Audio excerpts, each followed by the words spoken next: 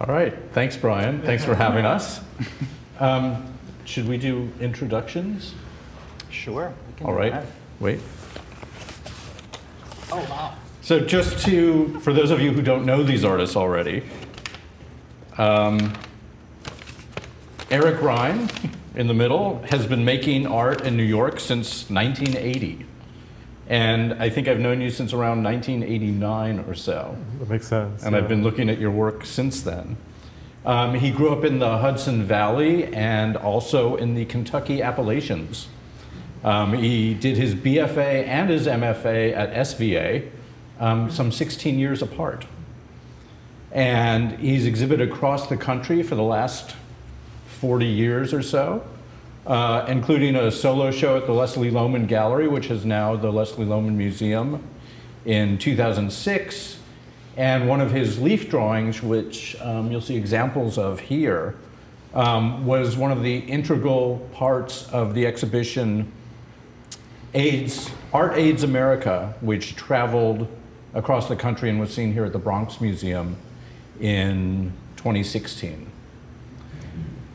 Zachary Logan, to my right, lives in the exotic locale of Regina, Saskatchewan. Indeed. He did his MFA and his BFA at the University of Saskatchewan in nearby Saskatoon, where I've been. And I first began looking at Zachary's work in 2018 when he had a big show with the very esteemed Ross Bleckner in Saskatoon at the Remy Modern Museum.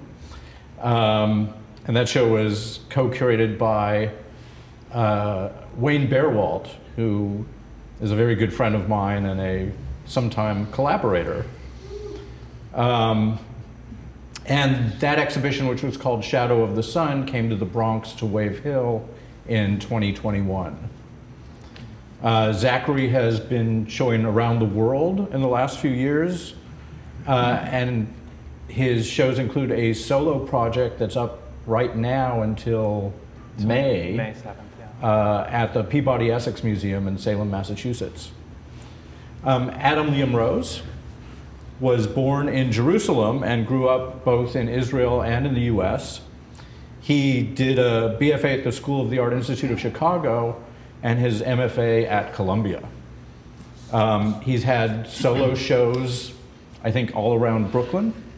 Yeah, I skipped to Brooklyn. He's a Brooklyn artist. He was included in the Bronx Museum's biennial in 2021. And I actually got to know his work through this exhibition, although I'd been hearing his name for quite some time. And for that, in fact, seeing his work for the first time, I have to thank Zachary, who, while it's not noted in the gallery's press release, actually conceived of this exhibition and invited the other two artists. So I wanted to start tonight by asking Zachary about that, about the idea for the show and how you came to choose Eric and Adam to be your co-exhibitors. Co-conspirators. Well, first and foremost, I wanted to create a dialogue, obviously, which is what group or three-person shows do. And I wanted to include artists whose work I knew and admired, and had perhaps some similar elements, but also some disparate elements, which is, I think, what creates an interesting dialogue. And I've known Eric and his work for a number of years. We've been friends. I think we met at an opening at the Leslie Lohman. Yes, I think I had a project in their window gallery. You've done this beautiful kind of almost epic, well, very epic drawing that they put in the window. Tapestry-ish drawing, yeah. And having known one another through Facebook, I showed up and social media wanted to meet you. Plays a big part, I think, in artists connecting. I will say that now. It's part of our lived realities. And I've admired Eric's work. I also feel like there's a relationship with Eric's work, although he might not consider his work drawing or line-centered, but I feel like there is that in the work, and I was sort of wanting to bring that out in this conversation, in this exhibition. So you were definitely top of mind, and Adam as well, who I had never met. We actually only met for the very first time in person when we all came together to install the show. Yeah. But of course I knew of your work, and I saw your work a number of years ago.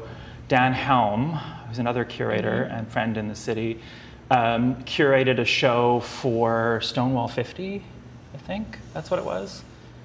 I don't know if it was the Stonewall 50. I thought it, okay, anyway, it was a, Center? Yeah, was yes. It part of Stonewall 50? I think it was. Anyway, we were together in a show, and I saw his work for the first time, and I'd seen it online, and you sort of get an idea of the quality of work, even though it's online or in print. And then seeing it in person, I had a deeper appreciation for it, and I thought you would be a great third person to ask.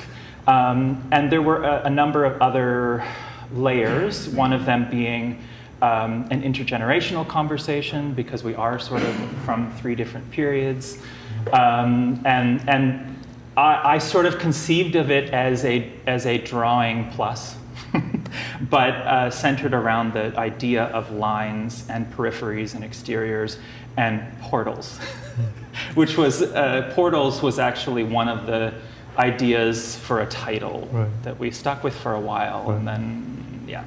But I didn't want to be, after saying all of that, I didn't want to feel like I was curating the show or the curator. So I brought everyone together, but we didn't see, Brian saw everything, but we didn't see all of each other's works. We talked about works, but we all made new works for the show that we only saw together when we came together to install. So to that, I would like to thank Brian for being so just totally open to this, and not, I mean, seeing work fairly late in the game and trusting us to pull this together and create an interesting thing together. So thank you very much, because that's a lot.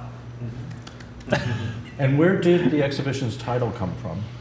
I think it goes back to what I was saying about peripheries and edges of things. And in the text, there's a little text that I wrote about the show. I talk a little bit about that, and I talk about our connections and our differences, and the fact that as queer men, we still sort of live on a bit of a periphery regardless of where we are. I feel like I'm always on a periphery living in Saskatchewan, which is a liminal space in and of itself. But I also feel like we have overlaps in our lived experiences as artists, because as an artist, you do have to, regardless of whether you're in New York or Regina, or and anywhere, you have to take the time and the space to be able to make work. So we live in sort of monastic ways. We work in monastic ways, even though we all live together as we do it very quietly on our own, and then, yeah.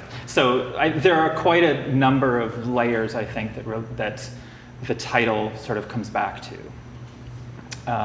But yeah, one of those things was the idea of the queer body and creation, and how we create in our own distinct ways, and have overlaps, but also vastly different ways of exploring and expressing that. And I also think of this show as a figurative exhibition, although they're not necessarily a lot of figures pictured necessarily. It's still very much about the body. So that's, yeah. So you mentioned that the show brings together 3 different generations of gay men, or queer men. I don't know which we are anymore. Yeah. We should probably specify that we mean, queer white men. Yes. And I know that for you, Eric, that aspect of the show was important. So I wonder if you might speak to that. Sure. Well, one of the one of the contributions that I also bring to the show, which actually, since knowing Zachary from the beginning, I feel honored and seen by him for this, is that I tested HIV positive in 1987, and almost died through that experience. And it took me from 87 till about 1994 to feel comfortable to start stretching and being inclusive of that information in a public forum. That period of time was extremely pervasive. The stigmatization was very pervasive, particularly in the art world. So that voice started being supported through organizations like Visual AIDS and later on through the Leslie Lohman world. So I have a public persona that this is a very easy, matter-of-fact inclusion, but it actually is something that I continually am challenged by in terms of a comfort level of fuller identity as a whole. But I feel like Zachary invited me to be part of this. That voice was very important to this intergenerational conversation. And maybe very actively engaged with younger artists like Adam. I just hold that extremely dear and important. So, and I inevitably get emotional because there was just so much within that sharing that is not only myself, but Adam and the men and women who I represent in the Leaves Project who are no longer alive. So there's a steam valve that gets released every once in a while for that. And Adam, I wonder if you feel in some way like you're working with your, people who paved the way. Absolutely. I mean, I don't. It feels like daunting to be in this room in many ways, and I don't even know what to say about it. But yeah, I look up to both of you so much, and I met you, I think, at an opening at Participant years ago, and then have kind of been following the work. And Zachary and I met through Instagram, maybe initially. But well, I'd seen your work and started following. I found you on Instagram because that's what one does, especially when they live in Regina. Yeah, I don't know how to be articulate about, and maybe I'll have more to say as the show goes on, and I have more time with you, and thinking about our show being all of our works kind of beautifully sprinkling this space. But it does mean a lot to me. Yeah. You're gonna make me cry now. For me, I don't feel like I'm sometimes people might bring up I'm an elder or a mentor, and I really feel like it's, well, who's mentoring who? Because your presence validates what I've been through, but it also is like a hope for the future, and I see it as a continuum. So I'm honored equally to be in the show. I know in Adam's work, well, I do know that we had met several years ago, but really enjoying your work and also how you present yourself within the context of our community. Thank you. When Zachary mentioned you as the third, I was really excited. Yeah. I'll also note that we all came together on one day and figured out where everything would go. And I think it happened, maybe you can confirm this, rather organically, without a lot of artists stamping their feet.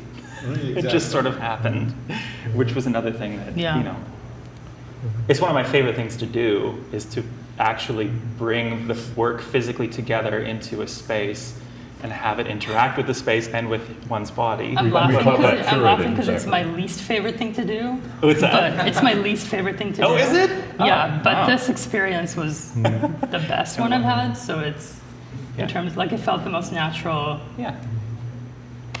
Well, I feel from the beginning of our first Zoom conversation, we all were on one another's side to bring out the best in each other.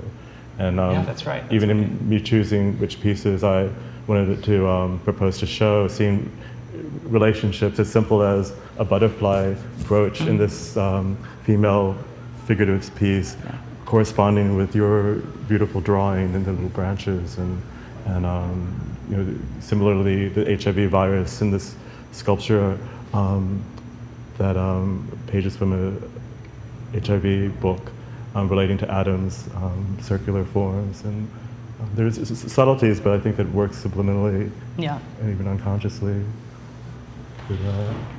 So I want to delve into the actual work in the exhibition a little more. Sure. And I know that in your statement, Zachary, you said, you know, quite a number of things. You talked about line, you talked about nature, but for me, this is a show about bodies. You know, I think all of the works, even at their most abstract, are very much about the body, and the queer male body in particular.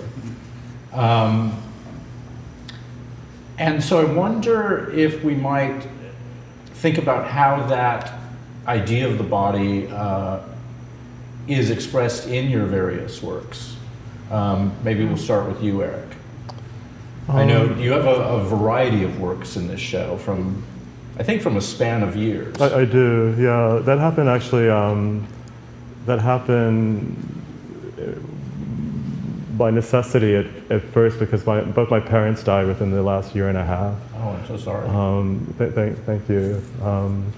So I have 3 wire self-portraits that are more recent, but I generally think of the body of work as being one piece. I think a lot of artists do that. So the fact that it ended up being a range of work as a body, actually, in and of itself, was rewarding. It also was honoring my parents to be able to have this show available to me to stretch beyond the scope of the last year and a half. But I have you mentioned the Leaves piece, which is an ongoing AIDS memorial to people that I knew who died. That I started in 1996 after I had a new lease on life because of the protease inhibitors. So these leaves even are representing like metaphoric portraits to people that I knew, each one representing someone. And then there's the inner workings of the body with the sperm piece that we have behind here. It's an illustration from a medical textbook, and representing sperm as a beautiful thing in the time period where I made it. And I suppose I think of my body work as a memoir, and each piece relating to some aspect of the experience.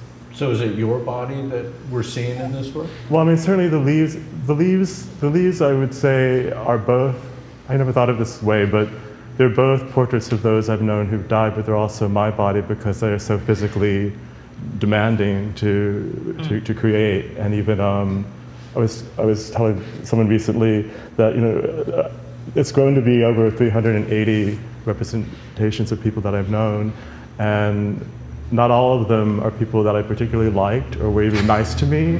So spending hours remember them well. So spending hours rendering these forms in wire can be a healing experience.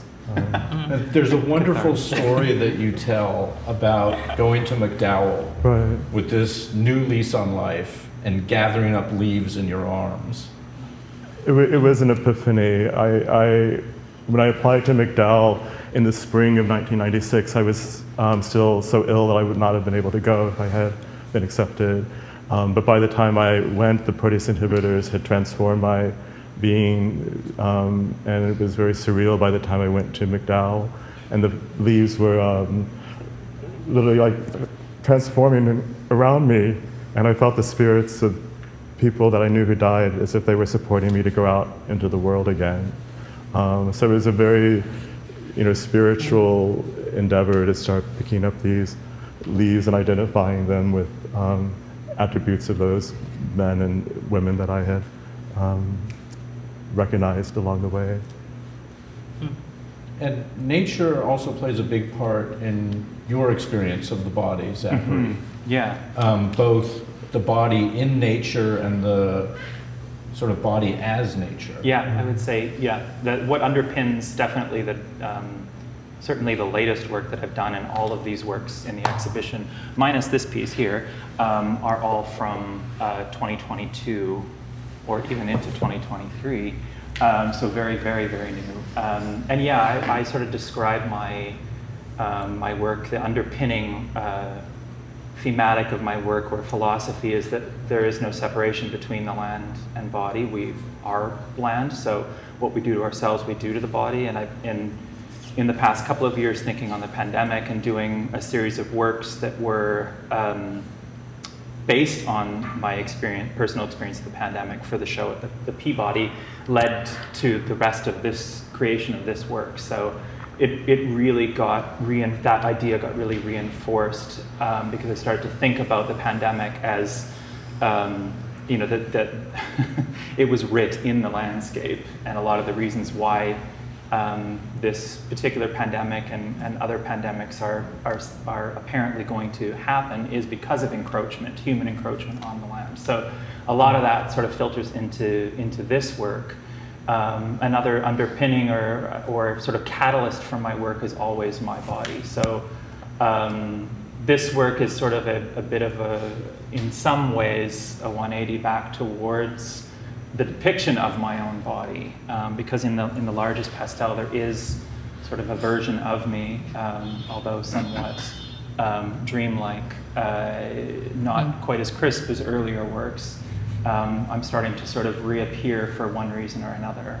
But yeah, the figure, the body, the queer body, my own self is always present, whether or not I'm, you know, pictorially depicted or not. I'm thinking about my own body in relationship to materials, so mylar as skin, ceramic as bone fragment. So it's, yeah, it's always sort of latent, I guess.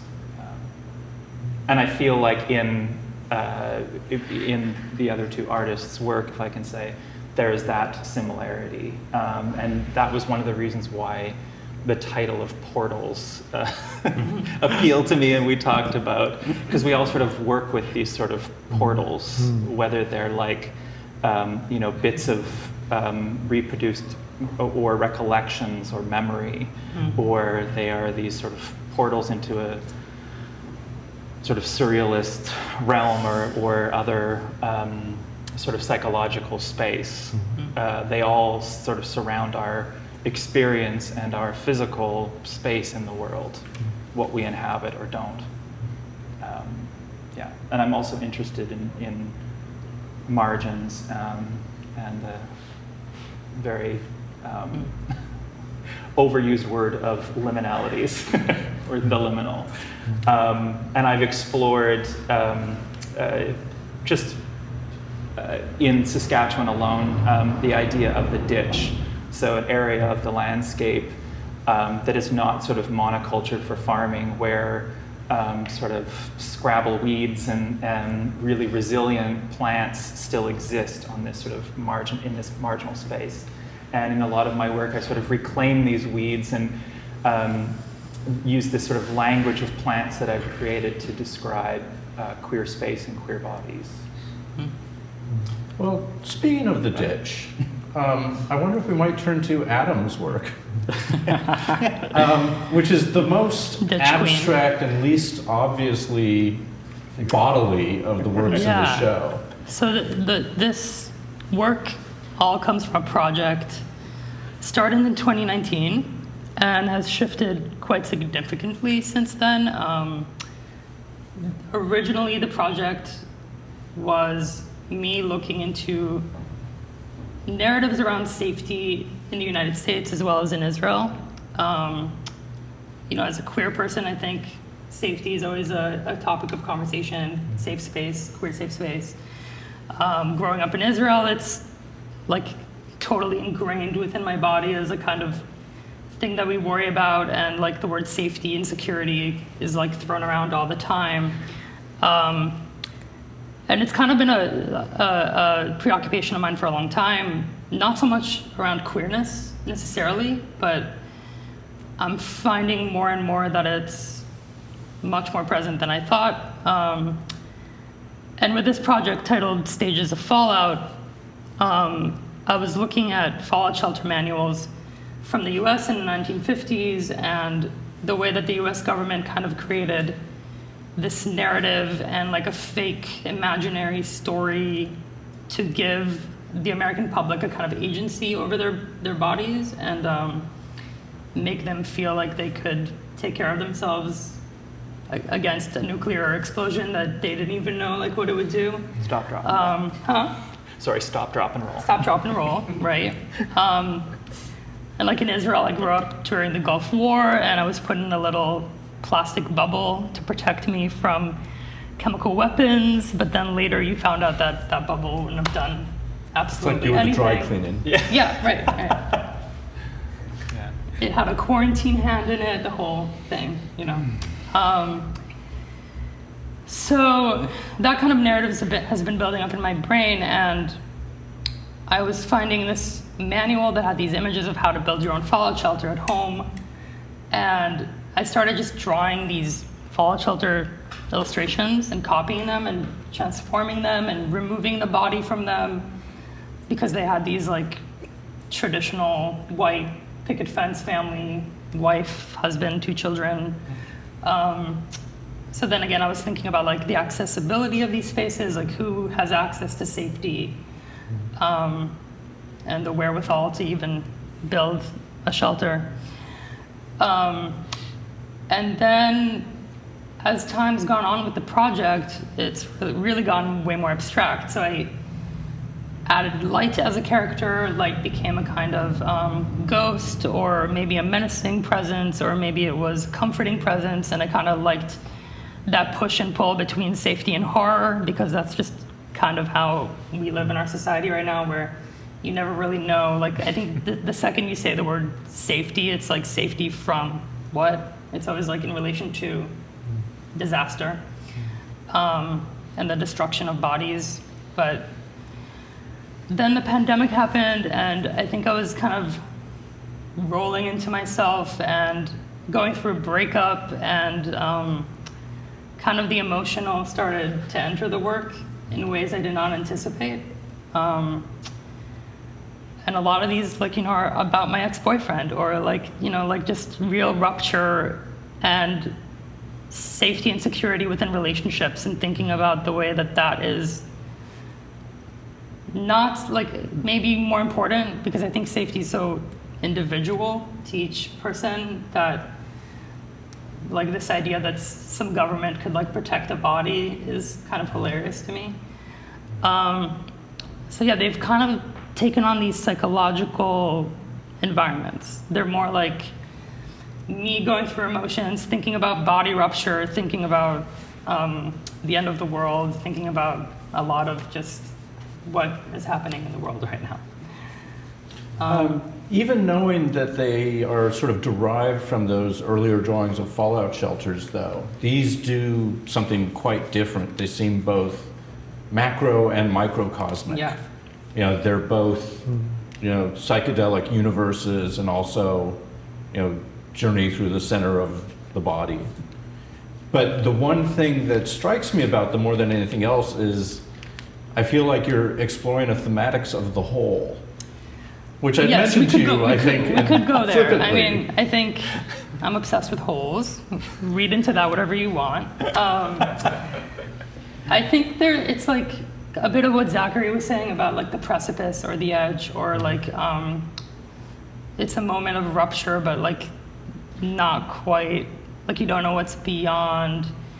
I think a lot about queerness and like queers existing on the margins, like always finding space within destruction. So like Reese Beach is right in front of this crumbling tuberculosis hospital, or you know, the Chelsea Piers, or like the history of the Chelsea Piers, or even Fire Island, like with global warming is going to get destroyed at some point. Like, I just think about like resilience on the edge of a whole. And maybe there's a sexual kind of enticing thing to it as well. Definitely. Meditative, kind of all-consuming. Yeah.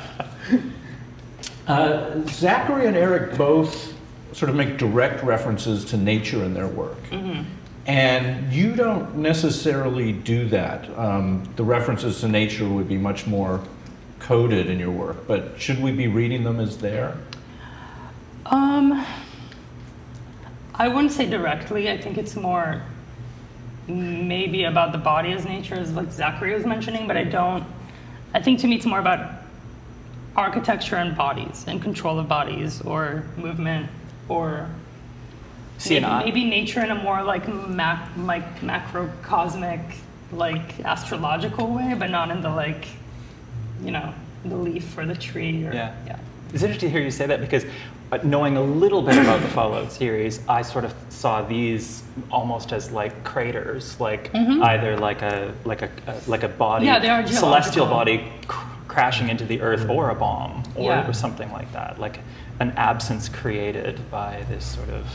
Well, the original drawings as fallout shelters slowly, the way I think of it is got carved away, and like the bomb did go off, or like and then opened up another dimension or like another possibility for thinking. So thinking about nature in your work, Eric, it's sometimes directly depicted as in the Leaf series or in the self-portraits where you're actually picturing yourself in nature. So I wonder if you might talk about the importance of nature to our understanding of your work. Sure. Well, I did grow up in the Hudson Valley. It's the foothills of the Catskills outside of New Paltz, New York. And also my mother's from a small town in Appalachia called Heinemann, Kentucky. And Heinemann is actually one of the areas that was severely impacted by the floods this last year. So and also my father did ceramics that actually are rather reminiscent of Adam's shapes. These very organic figures in the 60s. And he would take my sister and I into the streams in actually Pennsylvania. Don't be too confused, we traveled a lot.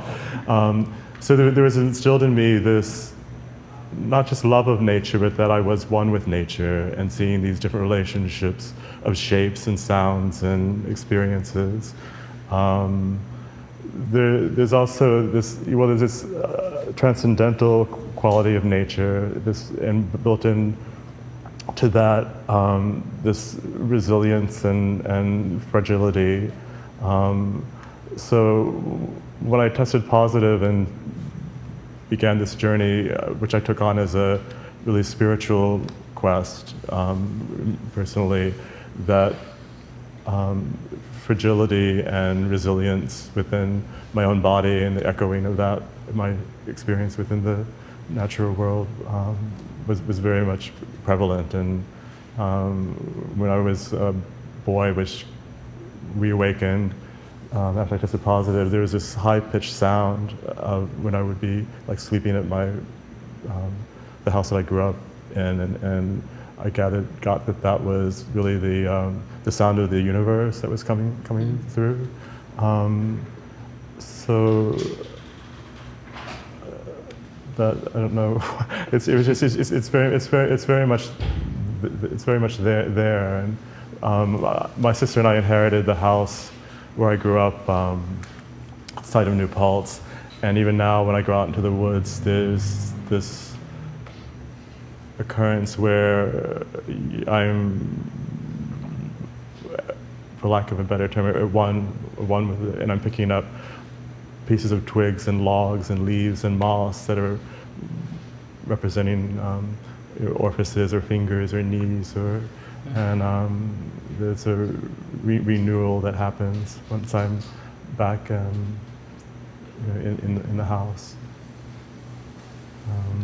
But I also want to mention that I use a lot of found objects, a lot of bits of old jewelry and things that are found on the street, and a lot of the objects are things that would be dismissed ordinarily as being, garbage or not desirable, like the experience of HIV would be considered. but the using these objects within my work breeds new meaning in them for me, and transforms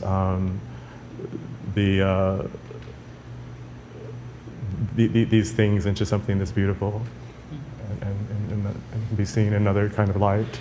Yeah. I know that part of your background is in the field of jewelry and costume design. Yeah. And you still, I think in many ways you still have that kind of sensibility of the jeweler. Yeah, one word I might think about in relation to your work is lapidary. I don't know what that means. It's very precise, it's very meticulous, it's very precious in a way. Well, that's a bit of the Virgo in me. Oh, that's right.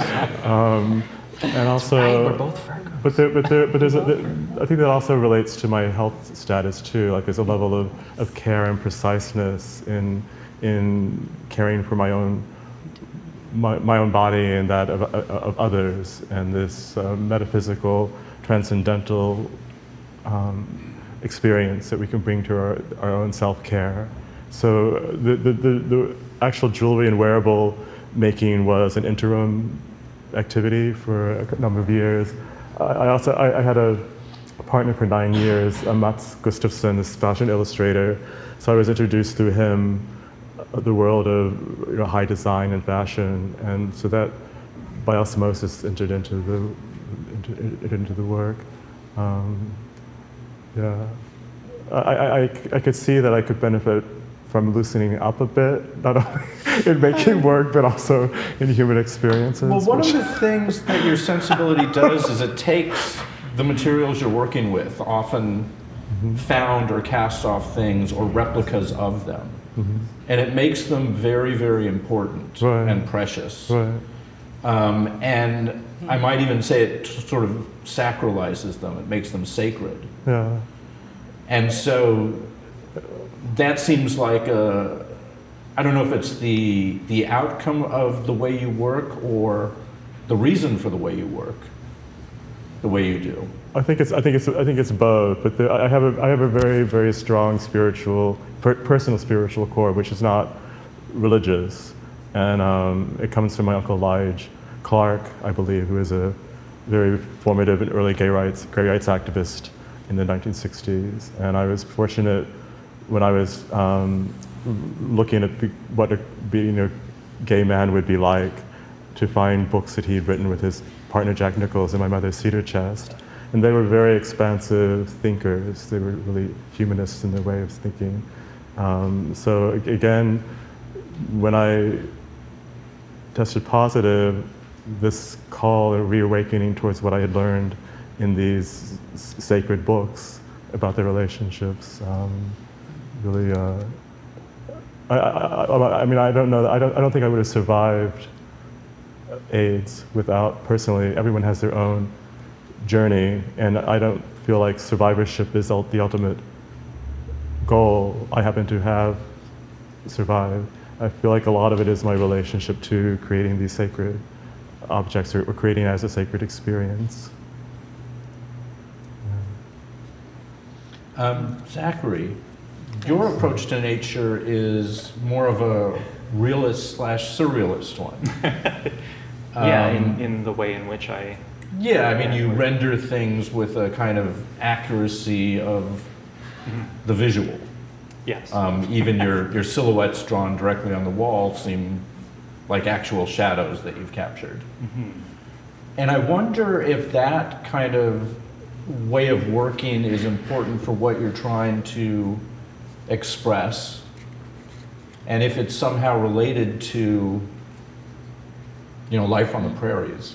Yeah, well, I always said I would. There is this history in Saskatchewan anyway. No one would probably know this outside of Canada and maybe outside of Saskatchewan, but there's a strong landscape tradition within Saskatchewan, and landscape in relation to modernism in the 1950s, which actually brought some very important names in the New York art scene to Saskatchewan. Clement Greenberg, Sir Anthony Caro, Frank Stella, Barnett Newman, to name a few, all came to this place called Emma Lake on different occasions for in different years to this place where artists, local artists would come and create, and I don't think they fully understood exactly what was going on, and a lot of people don't know that history, but so there's this relationship between landscape and abstraction, and I always told myself I would never become a cliched landscape artist, and here we are. No, I don't. From Saskatchewan. But no, I don't, all of that aside, yeah, I think there is a lot of meditation that I've done just on the place where I was raised, where I went to school, met my husband, stayed, decided to just make our life there.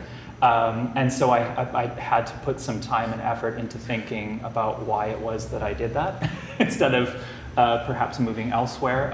It probably has a relationship to family, and we both me and my husband have been fairly fortunate in our families and friends circles. Even though, Saskatchewan as a place can be rather othering to queer folk. But yeah, so I think there is definitely a relationship to thinking about space where I reside, and finding this sort of queer space or ditch space that I talk about and that I go back to all the time. And that I refer to and I work from, and I think it is going back to taking these sort of discardables, like you were sort of describing some of the objects that you collect, and just presenting them as beautiful. Like when I think about the language we use to describe weeds, why is a weed a weed? Well, it's deemed a weed because it has no use for human consumption, but it still has a very real use for thriving and surviving on it, in and of itself, just being. And so I saw that parallel between the language we use to describe sexual difference and queerness and things like that in our society, and I saw those overlaps and put them together. But in doing that, I also needed to present or draw or make these objects, represent them in a way that showed them in a slightly different way, that elevated them or queered them, to help sort of narrate what I was wanting to say about them as objects and how they related to my own body and my experience. Yeah, that answers your question fully, but who knows if it answers it fully. But if anything can ever be fully answered. Yeah. So one thing that I was wondering, and this is maybe a curatorial question in a way, is that now that the show has been up for a number of weeks, you've grown familiar with each other's work in a way that you hadn't been before. What's changed? What conversations are you having in your head now that you may not have had before? Or even out of your head?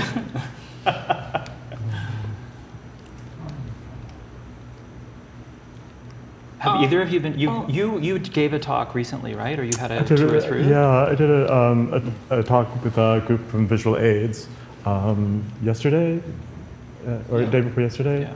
Yesterday. Yeah. And then for people who don't know, actually, Visual Aids is an organization that does HIV and AIDS advocacy and support through the visual arts. They originally did the Red Ribbon. Was one of their early projects, the Red Ribbon, that helped raise the visibility of HIV in the 80s and 90s, and now they do all kinds of wonderful projects. So the staff and some of the artist members came, and we were having a conversation. We're here.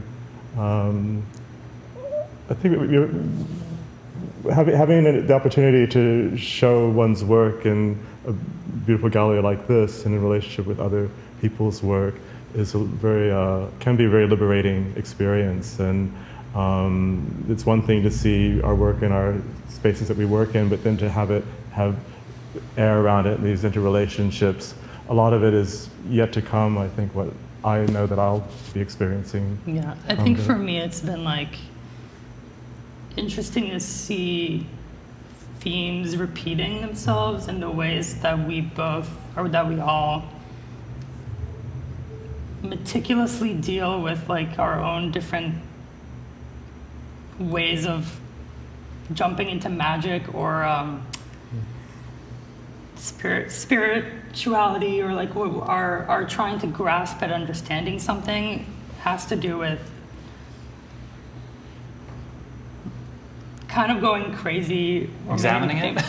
Examining it, but like we're all very like precise and like take a lot of time with what we do, and we're like the line comes up again and again, but it's very like labored. Everything's labored. Everything's a little jewel and or like a little thing that you just step into or step back, and that's kind of refreshing, I think. Or like it's nice to see that my madness is not, you know, like it's shared madness, and it can exist in a room. And yeah, I don't know.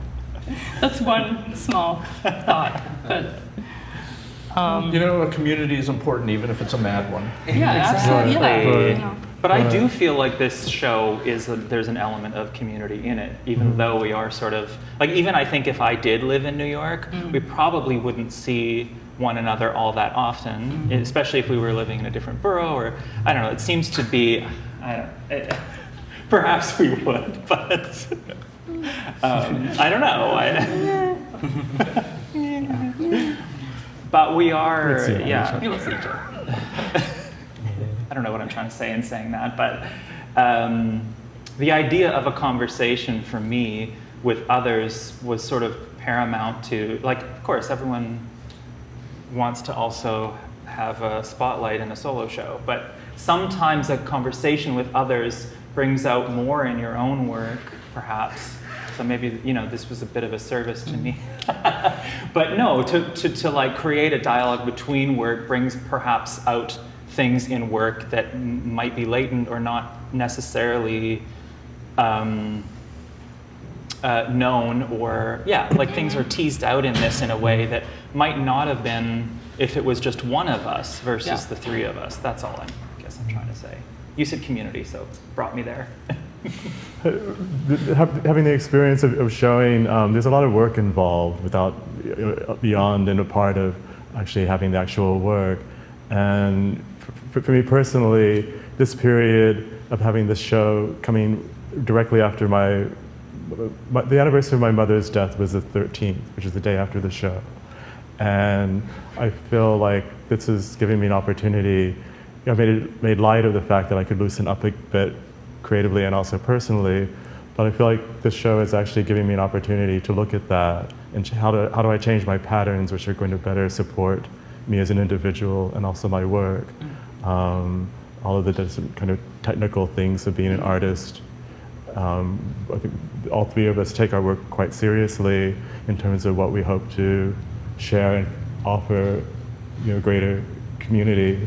So for myself, it's okay, how do I move forward from this experience to go on to create other works, but also care for the community and be within it in other kinds of ways. Yeah, and I think making art is such a isolated experience that it's nice to share it with people. I mean, friends, art world, whatever, but I think it's also like the multi-generation thing is really sticking out to me now, just as a kind of way to connect us that we might not have had otherwise. I mean, even just for me, even just the Zoom that Zoom we had, like I never have other people's voices in my studio, well, other than Joni Mitchell, but music. But even that was a treat. I mean, I like the little world I've created for myself in my studio, as do you. But yeah, it's nice to have peers in one another's minds from time to time. So I wonder if this might be a good time to open up to questions from the floor, if anybody has any. Yes. For Zachary. June. So, first of all, I would just like to acknowledge that we are on traditional lands of the Lenape here, and this is Lenape, I would think, is New York, is otherwise known as. And in that vein, I wanted to ask you, in relation to the statement that we were saying earlier about, relationship to the land and land and our bodies being inseparable, and that pretty much epitomizing native cultural approach, and also that in Canada, as probably is also true in the US and we're most familiar, the smaller the urban center, the more visible presence we have as First Nations communities and people. Yeah. And I wanted to ask you about the influence, if any, absolutely, in your work, yes, in relation to that, and also in the landscape traditions that we were talking about. There's a much, much longer tradition of landscape abstraction amongst Plains Tree and other Plains Nations women in particular. Yes. And could you speak to that? And also, I know you're wearing your kilt. Yes. The potential parallels between those cultural paradigms and those of your own ancestral heritage. Yeah, well, I mean, I live in a city that is also known in its sort of locale as Pile of Bones, and I don't know what the Cree translation sounds like, but it is in relation to. I mean, it's in relation to a number of things, but one of the images that was ingrained in my brain, and it's a terrifying, awful image, but it ties back to my own body in the sense that it ties back to the reason why I exist, why I was born in Saskatchewan, which relates to the colonial powers of what became Canada, because both my parents are my mother. Her family came directly from Scotland, and my father's generation or two earlier from Scotland, but they settled in Ontario. And one of the more, I would say, substantial works that I've done in ceramic, really the visual image of the pile of bones, which is a pile of buffalo bones, because one of the ways in which the West was successfully colonized and moved away from the practices and the ways that the land had been used for thousands of years was to essentially annihilate the buffalo, which almost happened. And there are these images of colonial peoples, white men standing on top of buffalo bones. And so this piece that I did called Fountain One, which the practice is to, every time I show it, there are more ceramic flowers surrounding it. It just keeps getting larger and larger, is a direct reference to my body being in that place. But yes, of course, I actually was, this is something that's happening more now, but when I was a child, I was part of a pilot program that introduced a core lesson in I think it was grade 2 and grade 3 of Cree culture into our, so we learned about Cree mythologies and things. This was a pilot program which later on has become, I think, a more regular thing in Saskatchewan. I don't know about the rest of the country. But yeah, I mean, and also my exposure to other Indigenous people that I grew up with and am currently still friends with, and other wonderful artists from Saskatchewan that I came into my own practice with, and having them, the exposure of them, their own work, Wally Dion, Ruth Cuthan both come to mind as personal friends who I think I've obviously grown in my practice from knowing and have those sort of references too. I don't feel like I have access to sort of grappling with my own body in that place, but yeah, not also wanting to be very cognizant and careful of not stepping into the role of taking those references and using them when I shouldn't be. So it's a fine line, but it's something that I think about all the time, having chosen to stay in Saskatchewan. I think and part of my decision to stay is that complication and those relationships that I've built and I don't want to be away from. Yeah. I don't know if that fully answers, but that's sort of more or less. I appreciate that. Oh, yeah. Is that, I see that, indigenous cultural dialogue. They're there. Very much, even the idea that to us there's no such thing as a lead, right? Right. But that's such Western terminology that has now helped to create this situation that we're in now. Precisely. So you're making this work that it's very cognitive of that deep relationship. Yes. And the lack of boundary between our bodies and the land and our planet animal and land relatives. Yes. And yet you're not practicing cultural appropriation. Okay. Thank you. I'm not. Yeah, and I'm trying to because there is a fine line there, right? So. But I also feel like there's these strong parallels. If you go back far enough in Western European or almost any culture on this planet, yes, you'll find a different cultural paradigm where that close relationship was there. Right. Right. And some with people continue that. And some people are kind of like reconnecting to that. Yes. And that's true of Celtic cultures. Right. Right. So I find that a really interesting part of your work. Thank you. Yeah. But I definitely feel as though I certainly absorbed a lot of reference points, and I am I feel I've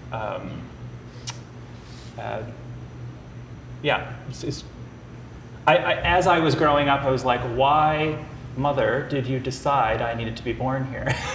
And now I'm so very thankful for it. But it's just a thing of maturing. Thank you. Are there any other questions? So this is really for any or all of you who care to answer, but I'm curious about how you see the erotics in this work. We've talked about the idea of the body, and then the body in nature, or the body in architecture and safety, the body in death and memory, and we've danced around eroticism. Yeah, well, I see so much desire and seduction and erotics in this work. I mean, I think Adam says unequivocally buttholes. that seems like completely clear portals. But and then all the way to the more abstraction of the line, or the meticulously crafted wire, or the seduction of the jewelry, even if it's tarnished, or so. I'm just curious. I mean, am I how do you all see the erotics in the work? I think we're all fetishists. Well, in a round way. We're like material fetishists. Yes. It's all about well, the two of you are material. also exhibitionists. Which one are who are those? The naked self-portrait guys. There's that. My sexuality runs throughout my work very directly, and some the pieces, my more recent pieces, the wire self-portraits. I envisioned them coming into being a number of years ago when the U equals U campaign came about, and this idea of undetectability, and my own personal response to, both mostly negatively about that word and how I held it, being an HIV positive person who's known that my undetectable status equals untransmittable many years ago. So those are very much about my sexuality. I also hopefully feel that they're sexy.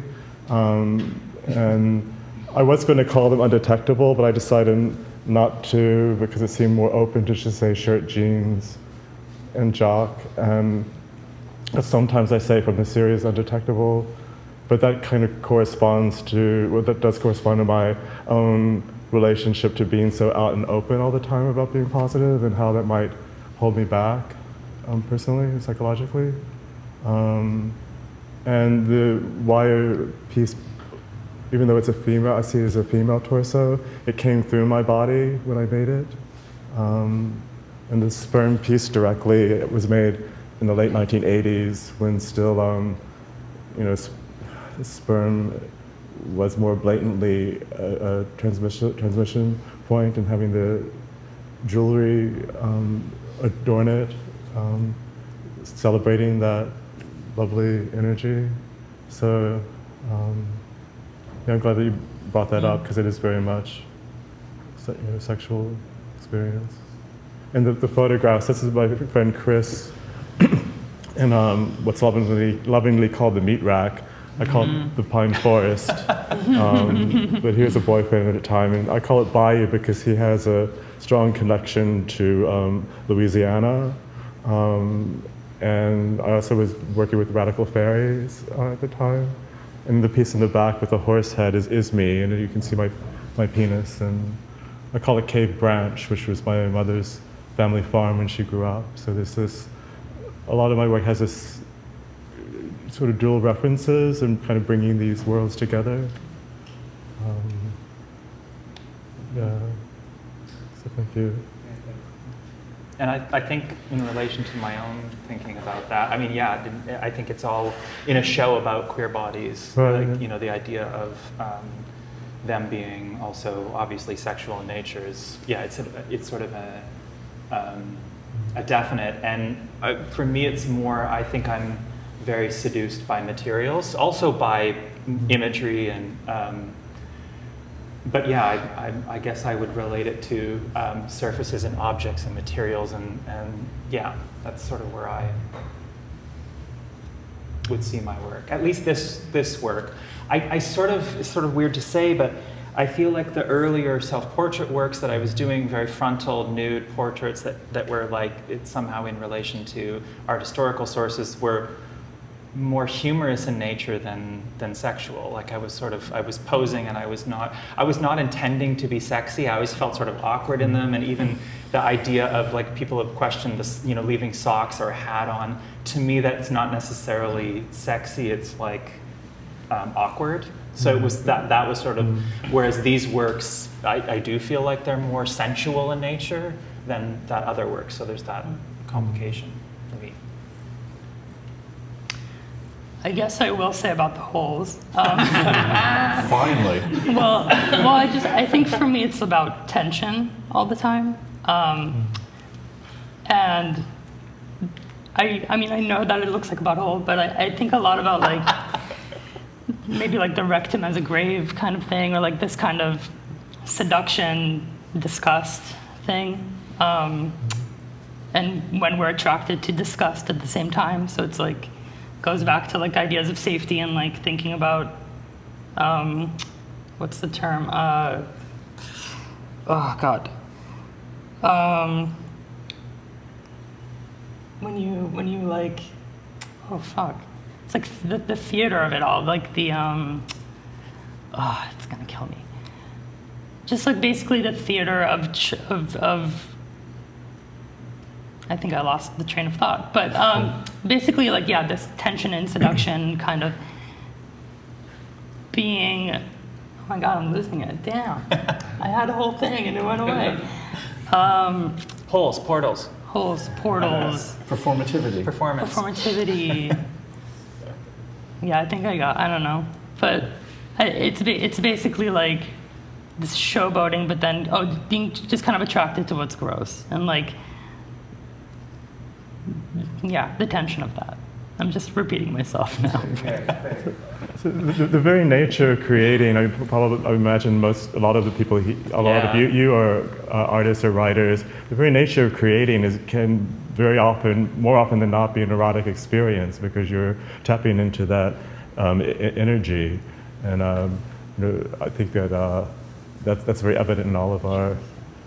All of our works. Yeah, well, I connect the spiritual to the erotic in all of this work.